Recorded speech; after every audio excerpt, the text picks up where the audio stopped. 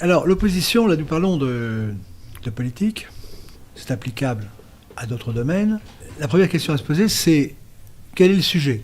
On s'oppose à quoi et pourquoi? Parce qu'effectivement, dans le système britannique classique, il y a Sa Majesté, l'opposition de Sa Majesté.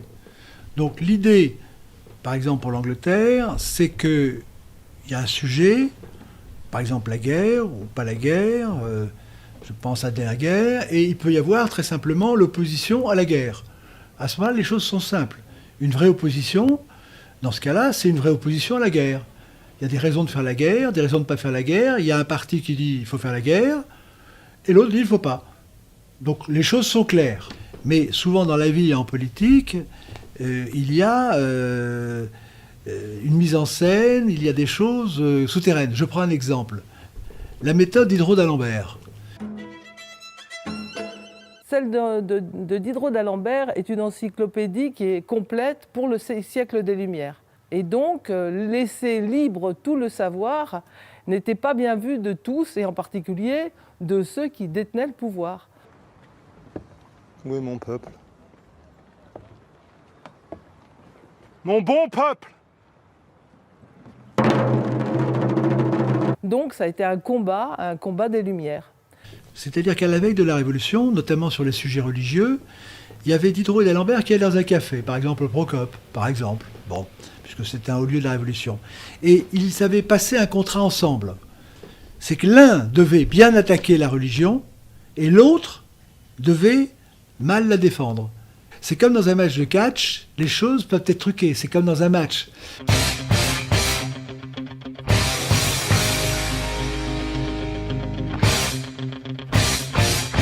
La fausse opposition la plus évidente, c'est celle qui fait semblant de s'opposer, qui ne s'oppose pas, qui est d'accord avec l'autre camp. C'est Diderot d'Alembert. Et là, nous avons les plateaux télé. C'était les premiers plateaux télé. C'est pas très sorcier. Nous sortons l'idée de péché du crime, du code criminel. À la boulette. Nous sortons l'idée de péché du crime, du code criminel. Nous disons que l'avortement dans certaines conditions pour sauver la santé ou la vie de la mère gravement mise en danger sera permise sous un comité de contrôle. Aucune femme ne recourt de gaieté de cœur à l'avortement. Il suffit d'écouter les femmes. C'est toujours un drame.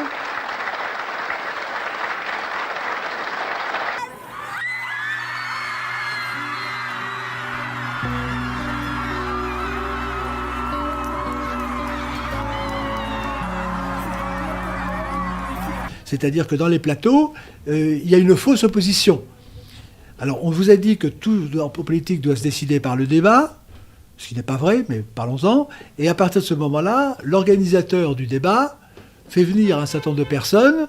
Il y a de bons attaquants, par exemple, et de mauvais défenseurs. L'aide à l'Ukraine, oui bien sûr. L'aide humanitaire à l'Ukraine, oui bien sûr. L'aide financière à l'Ukraine, oui bien sûr. Et comme celui qui invite fait l'introduction et la conclusion, il donne la parole au dernier, et à ce moment-là, celui qui a gagné le match, si je veux dire, c'est celui qui devait gagner.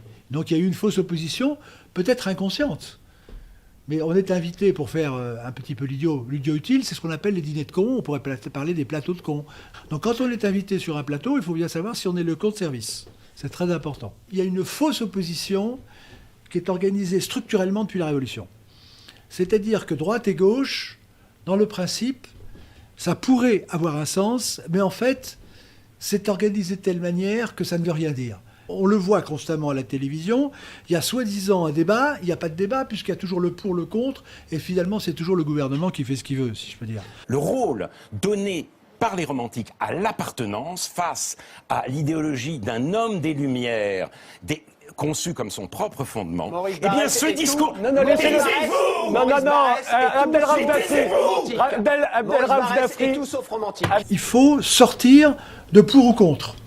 Pour ou contre les immigrés, etc. C'est pas le débat, il faut monter à l'étage supérieur et comprendre quelle est la problématique, quels sont les véritables enjeux. Et je peux vous dire que depuis le XVIIIe siècle, on peut dire, depuis la guerre de 7 ans. Le gouvernement, il n'y a pas de gouvernement de la France, finalement, et il n'y a pas vraiment d'opposition. Parce qu'on vous dit non, ça va arrêter, c'est comme le PAC, ça n'ira pas plus loin, et ça va toujours plus loin. Et le plus loin, dans ce cas-là, c'est le contrôle totalement de la biologie qui avait été annoncé par Aldous Huxley. C'est-à-dire qu'Aldous Huxley, il faut relire Le Meilleur des mondes. Le meilleur des mondes sont les schémas de pensée.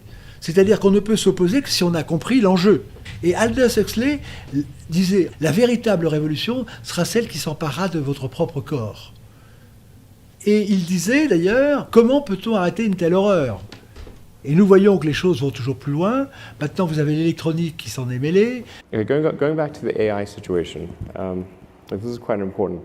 Les algorithmes, on ne voit plus où le contrôle de nos pensées, de notre chair, de notre vie. Il y a la sexualité, évidemment, qui était un point capital. Huxley disait d'ailleurs, finalement, que plus la liberté politique disparaît, plus la liberté ou la licence sexuelle va être autorisée. C'est-à-dire que la libération sexuelle n'est pas faite pour faire plaisir, elle est faite pour contrôler mieux.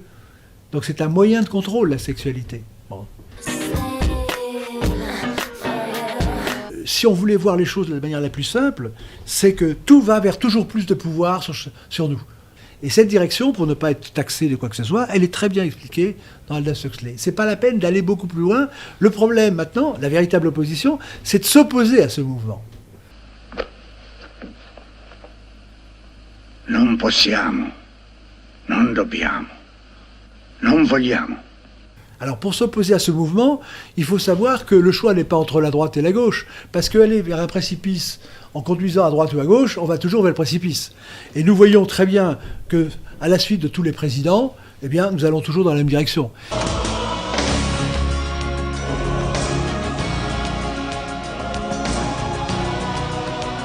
Et alors ce qui est très intéressant, c'est de voir à quel point celui qui est en haut de la pyramide, eh bien finalement, lui-même ne décide pas vraiment. Mais ce qui était intéressant, c'est le président Mitterrand.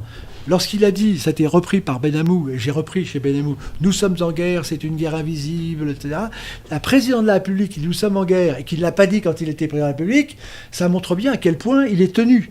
Et donc la question de la véritable opposition, elle ne peut être, disons, que conçue que par ceux qui se sont libérés eux-mêmes. On voit bien que d'ici au mois de juillet, on va encore vous redemander que la France présente des excuses pour ce qui s'est passé à Vichy. Votre position est toujours la même. Ils attendront longtemps, ils n'en auront pas. La France n'a pas d'excuses à donner, ni la République. À aucun moment je ne l'accepterai. Ces heures noires souillent à jamais notre histoire.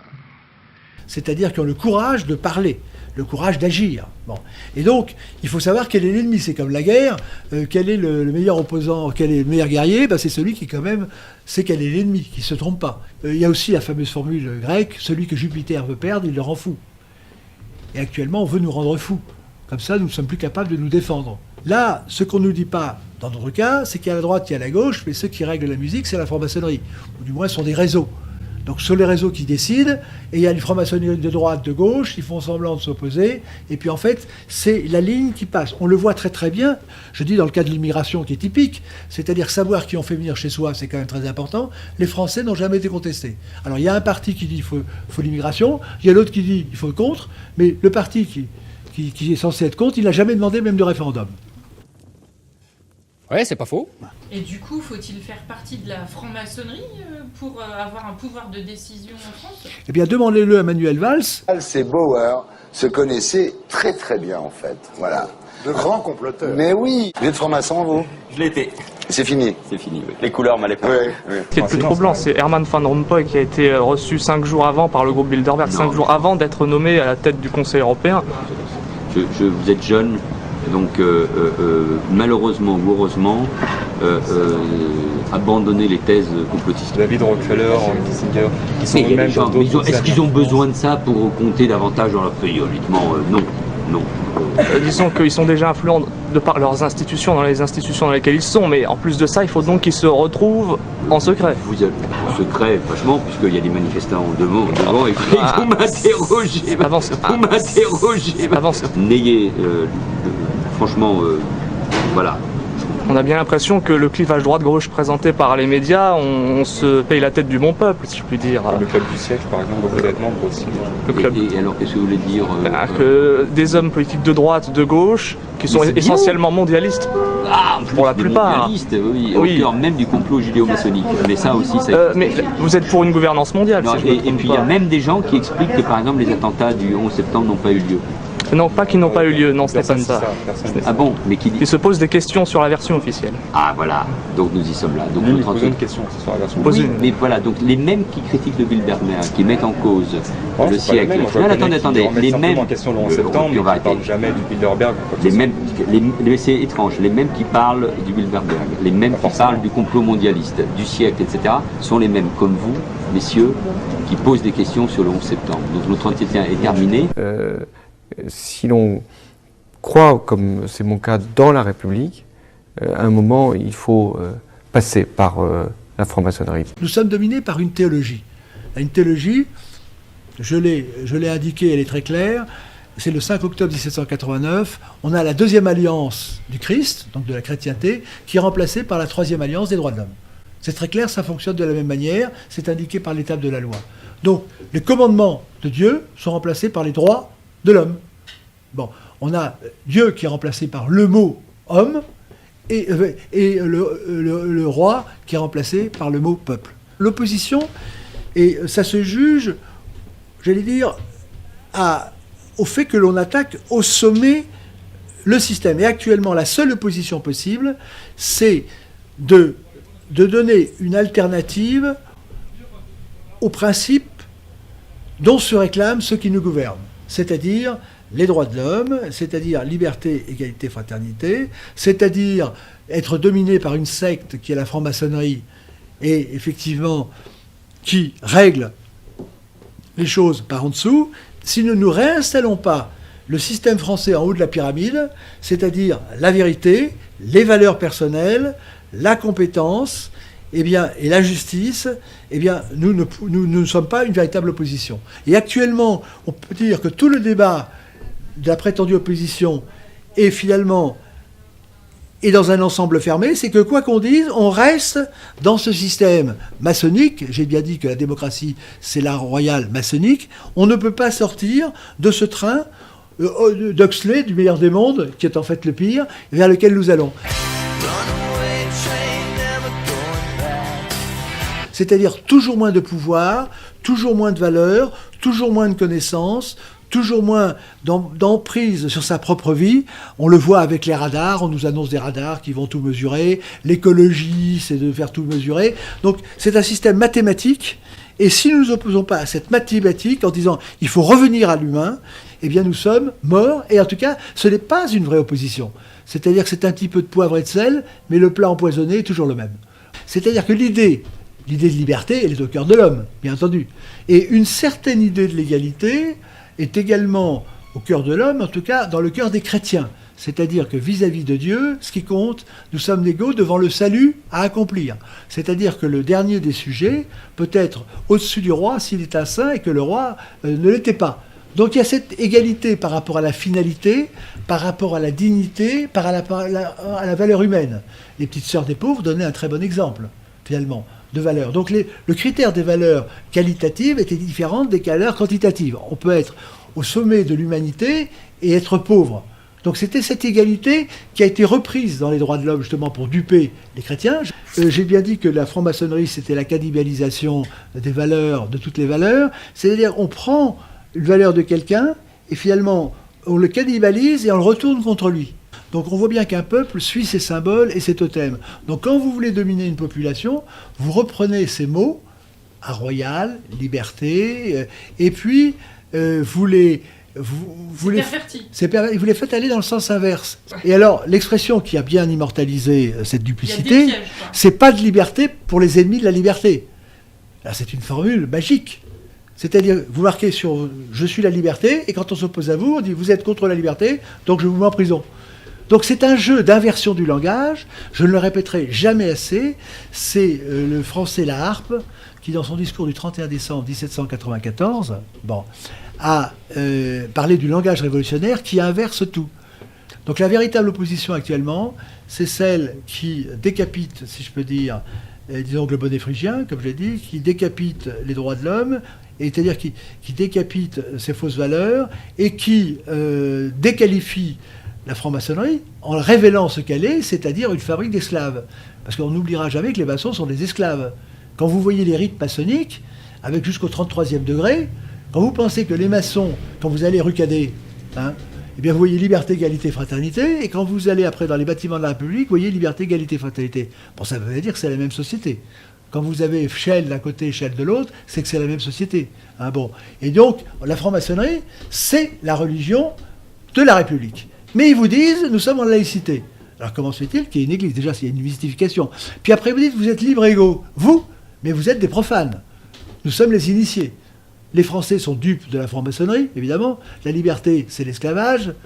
Orwell l'a très bien dit, l'ignorance, c'est la force. Mais les maçons eux-mêmes sont trompés. Parce que chaque fois qu'on monte dans un échelon, vous avez une hélice. C'est-à-dire que les vérités en bas de la franc-maçonnerie sont inverses de celles du haut. C'est pour ça qu'ils se cachent, parce qu'ils disent « nous nous cachons parce que nous sommes poursuivis ». Ils sont discrets. Oui, ils se disent discrets, mais ils cachent qu'ils sont les esclaves. C'est-à-dire qu'on leur apprend des rites pavloviens. C'est-à-dire que la franc-maçonnerie, elle cannibalise les valeurs, toutes les valeurs, tous les symboles pour les retourner contre leur sens, mais à la fois, quand vous rentrez dans la franc-maçonnerie, petit à petit, on vous donne un sucre pour vous faire avancer dans les grades si vous prenez la forme du lotus. Il faut prendre la forme qu'il faut. Bon. Et puis après, quand vous êtes en haut, vous êtes méconnaissable parce que vous êtes l'inverse de ce que vous étiez en bas. Mais qu'on ne nous dise pas que ce n'est pas un système d'esclavage. Alors, ils nous promettent la lumière, mais on arrive à l'obscurité. Et c'est un système pavlovien. Ce qu'ils appellent le rituel, c'est finalement un geste, une pensée, un geste, une pensée. Ils écartent, je l'ai dit, la dualité, c'est-à-dire ce qui permet de juger entre le bien et le mal. Par les symboles, ça leur permet de passer à travers les gouttes.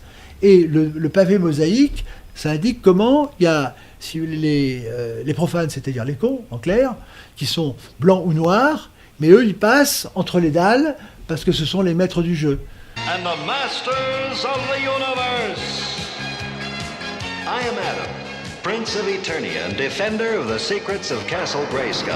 De même que les maçons considèrent, disons que les non-initiés comme des cons, excusez-moi le mot, bon, eh bien, ils savent pas eux-mêmes qu'ils sont des idiots utiles.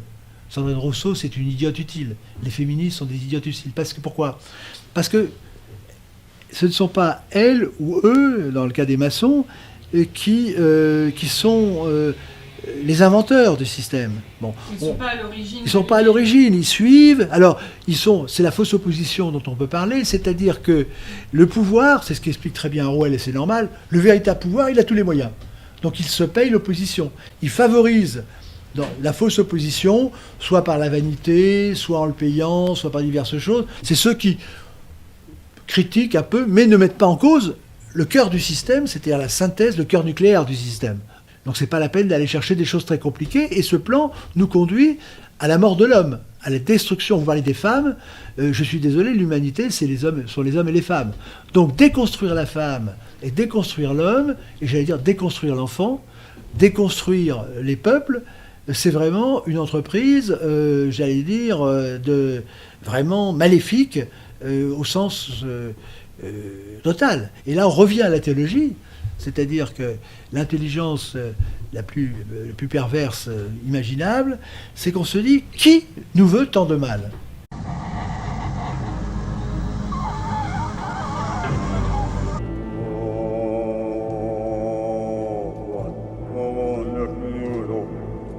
Pourquoi tant de haine ? Pourquoi tant de haine de l'homme ?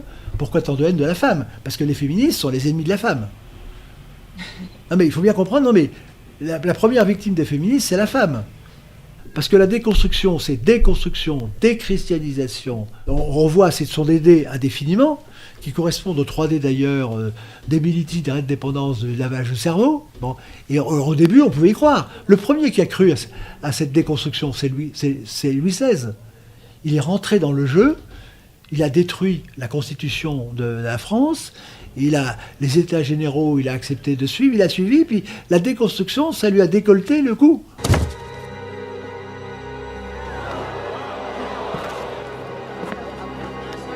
Actuellement, nos contemporains se considèrent comme extrêmement intelligents. Et si vous prenez l'homme, et si vous lisez par exemple un livre comme Le Cheval d'Orgueil, et que vous voyez ce que savaient faire les paysans d'autrefois. Ils savaient tout faire. Et si les faux bacheliers qui actuellement, c'est que le bac ça date du XIIIe siècle d'ailleurs, bon. Si les faux bacheliers se disent mais qu'est-ce que je sais faire réellement? Un œuf à la coque? Peut-être. Mais est-ce que je sais faire la cuisine? Non. Est-ce que je sais tuer un cochon? Non. Est-ce que je sais faire du boudin? Non.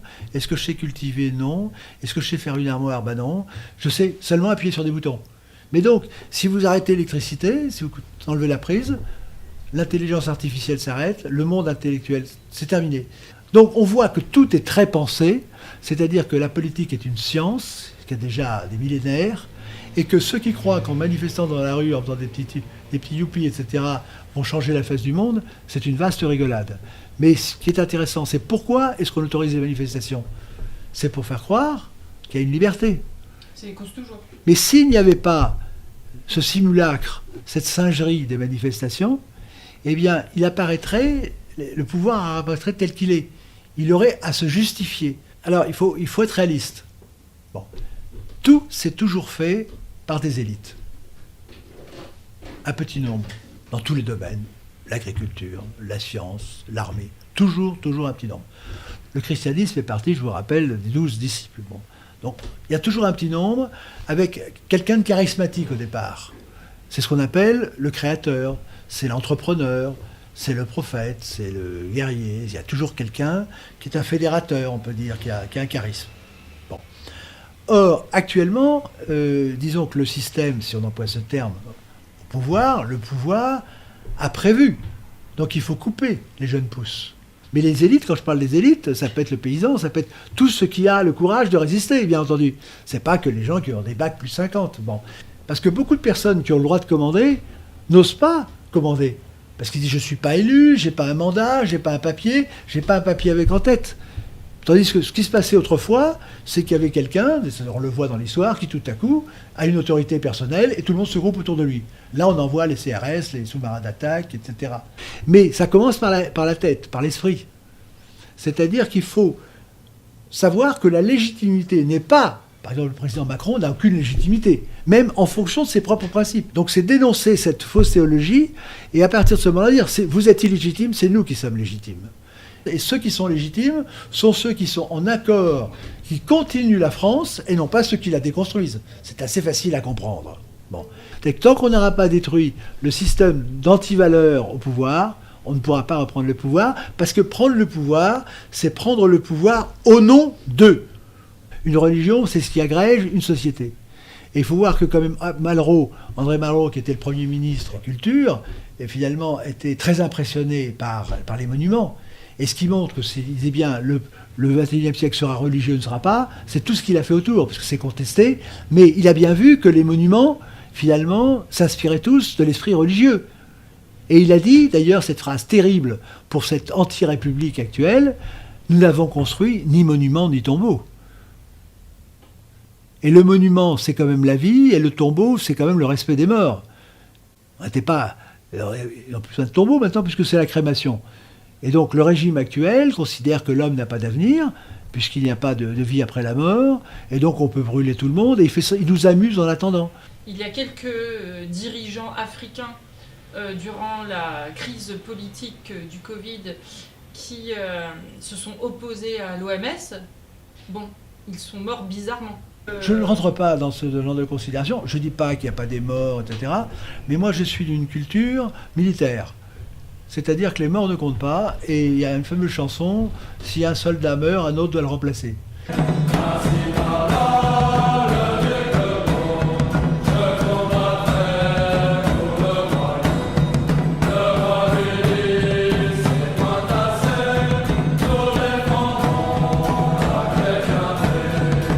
C'est la France qui a fait l'Algérie, et c'est la haine de la France qui soutient le FLN, comme c'est la haine de la royauté qui soutient la République. C'est ça le jeu des symboles. Et nos ancêtres, les Francs et les autres, sont des gens qui n'ont pas hésité à affronter la mort. Quand vous avez un camionneur qui traverse l'Europe, il peut avoir un accident. Bon, donc là, c'est pour ça que les guerriers, les nobles, c'était ceux qui acceptaient de donner leur vie pour des valeurs qui les dépassaient. On ne peut pas défendre certaines valeurs sans risquer sa vie. C'est-à-dire si on n'est pas prêt à mourir pour certaines valeurs, on ne peut rien faire. Et effectivement, c'est le jeu qui est fait dès la maternelle. On vous apprend par le principe de précaution qu'il faut faire ci, il faut faire ça, etc. C'est ce qui s'est passé pendant le confinement. C'est que les Français sont sortis complètement abattus, fatigués. Et le but de toutes les affaires qui nous sont lancées, c'est de nous démoraliser, de nous empêcher de nous battre, nous faire redouter la mort. La mort est inéluctable, on oublie de nous le dire, nous mourrons toujours. Et il vaut mieux mourir dignement, et j'allais dire en bonne santé, que mourir avec un petit coup de Rivotril qui vous fait passer de l'autre côté dans le désespoir. Donc il faut un corps d'élite de personnes tellement conscientes de leur légitimité, de leurs valeurs et du but qu'elles poursuivent, que l'idée de la mort ne leur fasse pas peur et qu'au contraire, ça soit la peur de la mort qui fasse déguerpir tous ceux qui nous oppriment actuellement. Le roi Noël.